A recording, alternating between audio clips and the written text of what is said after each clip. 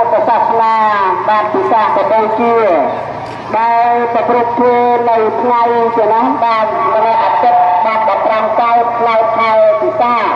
ឆ្នាំម្សាញ់សតស័កពុទ្ធសករាជ2568ឈានចូល69នៅវេលាថ្ងៃស្អែកជានោះបាទហើយដល់ត្រូវនៅថ្ងៃទី11បាទខែឧសភាគ្រិស្តសករាជ2025សូមលោកលោកលោកតាពុទ្ធបរិស័ទ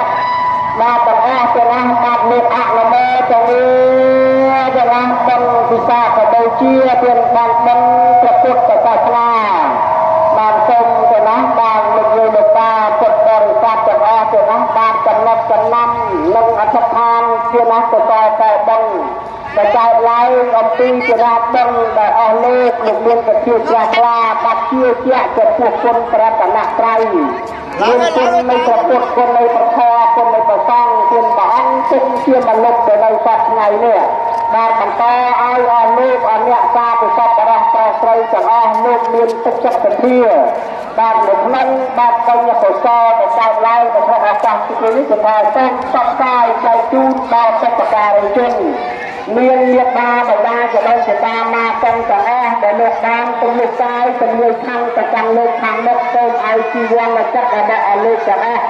លោកបានទទួលនៅចំណែកបងលោកណាស់បើសិនជាលោកបានទទួលចំណែកបងហើយលោកបានធ្លាក់ងាកក្រោយឲ្យចូលកាត់ការតកាដល់ទៅចៅដែលនៅខាងក្រៅឲ្យបានសេចក្តីសុខសេចក្តីចម្រើនទៅណាការសេរីសួស្តីនៅកើតមានជាតារា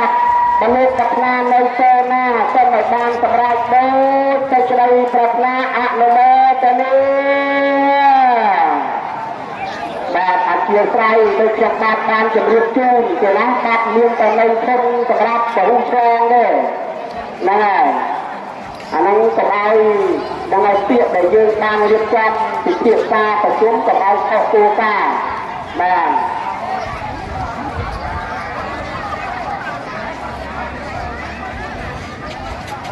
ហ្នឹងហើយសូមអធិស្ឋានទៅណាដល់អត់មានកម្លាំងមានផ្នែកអីទេ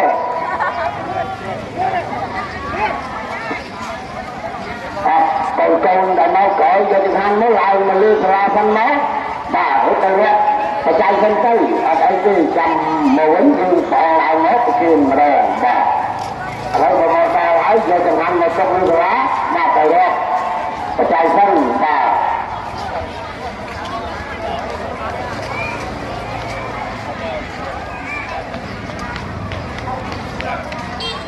បាទគណៈកម្មការគាត់ជំរាបប្រាប់មិញបាទដឹងទាំងអស់គ្នាហើយជាណាបាទ